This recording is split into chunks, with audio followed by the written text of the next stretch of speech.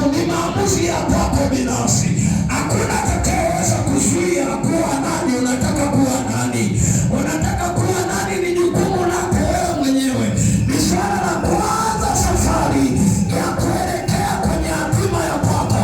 Kwa nini kuna mmoja ambaye alitolewa, alipunguziwa safari, amekatishwa uhai wake, ili sisi sote twende tunakotaka kwenda kirahisi sana. Haleluya. Mmetega masikio, ndo namaliza leo. Haleluya, haleluya, haleluya. Ule umbali unaotaka kwenda uko mikononi mwako. Zile maili unataka kwenda ziko mikononi mwako. Kwani anasema yeye alikupunguzia safari, yaani alikulipia gharama. Unataka kwenda Tunduma, hata saizi ukiamua kuondoka unaenda. Unataka kwenda Botswana unafika.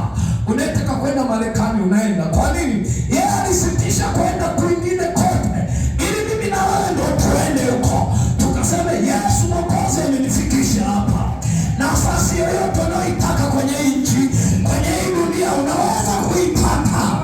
Unataka kuharibisha shughuli kubwa, inawezekana. Ila msikilize yeye. Amen. Muna faida ya kusikiliza eti. Anasema, akasema imekwisha. Baada ya maelekezo yale Yesu kuyasikia, ikawa imekwisha. Cheki. Anasema alikirimiwa jina lipitalo majina yote. Kwa katika kusikiliza maelekezo tunakirimiwaga majina. Ni maombi yangu sasa jioni ya leo, Yesu akukirimie jina.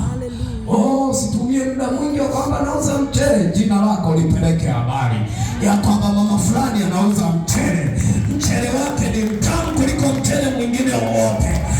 Kwa nini? Jina lako likikua ndio litaleta hela. Jina lako likikua litaleta tena. Jina lako likikua kuna mali hautahangaika kujitambulisha. Jina lako lenyewe likavuma kwenye masikio yao, likavuma kwenye masikio yao. Ni maombi yangu katika jina la Yesu Kristo, kama umeficha jina lako, jioni ya leo linafufuka. Jioni ya leo tunalifufua hilo jina. Kwa nini lifufuke? Kwa sababu kuna mahali unakotaka kwenda, haitajiki wala CV, linatajika jina. Amen. Bwana asifiwe. Amen. Yesu alienda kama mwana wa Selemani, lakini baba yake alisema nimemkirimia jina, yaani ni Mwokozi wa ulimwengu.